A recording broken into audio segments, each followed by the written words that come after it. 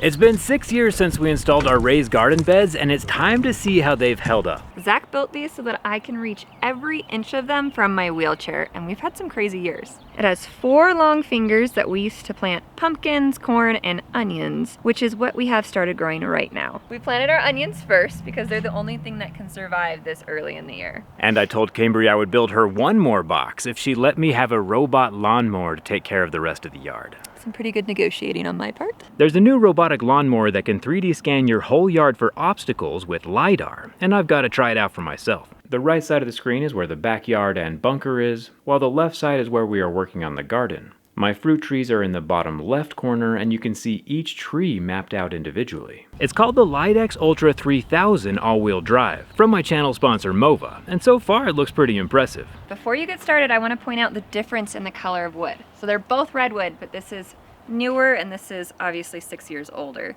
But it does hold up better than pine. This should last 30 years, and pine is only 5. I had my doubts when we originally built them 6 years ago, but they've held up surprisingly well. Now let's see if you can finish the next garden bed before the lawnmower finishes our yard. A challenge. Aside from the garden, Cambry and I have about a quarter acre's worth of grass to mow, 11,000 square feet to be precise. And the MOVA Lidax Ultra 3000 is the #1 selling lidar robot lawnmower globally, so I'm pretty excited about it. The first thing I noticed as we pulled it out of the box are the Omni wheels in the front.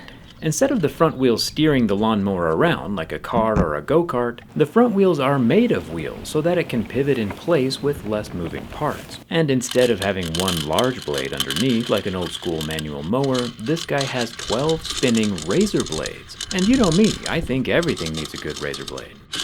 The first thing I did after turning it on was stick a camera in the ground and then remote control the mower over top of the hole to see the spinning razor blades in action.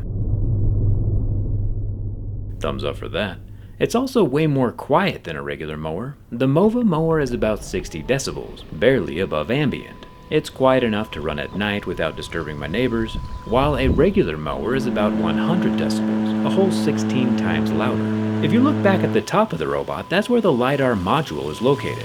Once I established the outer boundaries of my yard, that lidar, combined with dual 1080p color cameras on the front, can identify and avoid 300 different objects, like the playset or the entry to my underground bunker. You know, normal things that normal people have in their normal backyard. Speaking of backyards, let's check back in on the accessible garden. And you might be like, hey Jerry, why are you using redwood over Douglas fir or treated wood? And I'm so glad you asked. For one, redwood looks pretty awesome, but it does cost about 3 times as much as Douglas fir or treated wood. But it also lasts 3 times as long, without needing any treatment. Treated wood, you know, the wood with those textured holes in it, also has extra chemicals and stuff which I would prefer not to have near the food we're gonna be eating. But it is all personal preference though. Nailed it. I think any kind of wood would work for a garden bed. Just stay away from railroad ties. The piece of metal I'm using to join 2 boards together is called a mending plate, and this will help keep the wood from warping or flexing over the next decades when it's filled up with dirt. The little teeth are vicious, but it's a pretty important step since the wood does want to warp and separate over time. Then we can use the 4x4 redwood posts as the main structural piece that the long boards are going to be screwed into. Outdoor deck screws work great, but lag screws probably have a bit more holding power. And yes, the freshly cut wood does smell fantastic. Almost as good as the freshly cut grass. So my yard has 3 patches of grass. We have the backyard, the front yard, and a side yard. And I connected the 3 zones in the app so that there's a bridge. The robot follows the same bridge every time it starts mowing. The mower can scale 80% grades and climb over obstacles that are 6 centimeters high, and the spinning razor blades underneath can cut grass down to 1.2 inches, or up to 3.9 inches. I usually keep my lawn right in the middle at about 2.5, or 7 centimeters. Quick little walk around. These are the wheels on the front wheels, as well as the 2 1080p cameras in the front and the lidar sensor up top.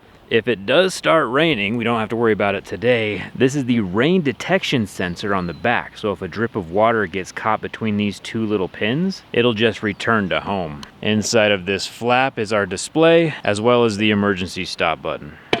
Playing a little game of why did the mower cross the driveway. One of my favorite things over here in the side yard is the fruit salad tree that we planted 5 years ago. This thing looks amazing in the spring when it's all flowering because every single branch is a different type of fruit, 5 different kinds. Now that the mower has arrived, it doesn't need us anymore. Let's get back to the garden.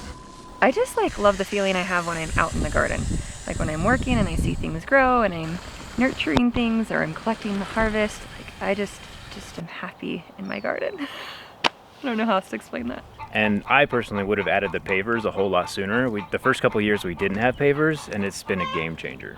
Yeah, I love pavers. Pavers are so nice. And they're not that hard to install either. Just some sand and then you lay down the bricks. Okay, something I might want to try this year to make it a little more accessible is plant my tomatoes similar to how I plant my little pumpkin plants in like a vertical format. So they'll grow up on a wire or fencing like this so that I can collect the tomatoes easier than having it in a bushel where it's kind of hard for me to see. The arch looked really cool with all the pumpkins growing over it last year. Yeah.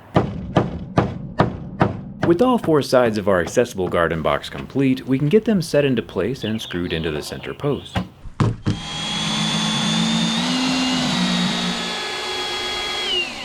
And there we go, old flower beds, new vegetable garden, and then we have a 2x6 right there in the middle, which is screwed in on either side to help pull the sides in as we add dirt. Because the dirt we do add is super heavy and we don't want the walls to bow out as we add it. I think over time it kind of settles and packs so it doesn't like continuously put pressure on the outside of the wood. But for the initial load, I want to keep it supported. While it's empty is the best time to get it level, since once it's filled up with dirt, it'll weigh about 9,000 pounds. Which I do have to fill it up all by myself since there are no robots around to help me with this task. But since I don't need to mow anymore, I do have the extra time. I got a lot of this topsoil for free from a local construction site, and then we mixed in some nice compost and fertilizer with just the upper half of the planter box, where the plants are going to be. It did take me about a whole day to build and fill this planter box, while the MOVA Lidax Ultra 3000 only took about 4 hours to mow my yard. It did stop to charge once before picking right up where it left off, and it took about an hour to charge all the way up.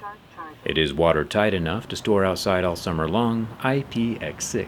I'm pretty impressed with it. I do still have to manually trim around the trees and playset and stuff, but I think the MOVA mower finally crosses that line where robotic lawnmowers are stepping out of the fun toy category into the useful tool category. They can even patrol your yard and take pictures of intruders like a security guard dog. All right, Cambry, what do you think of your new garden? I love it, and it's still very accessible. I can reach halfway on this side and go around the other side and reach the other side. Like I can just reach everything.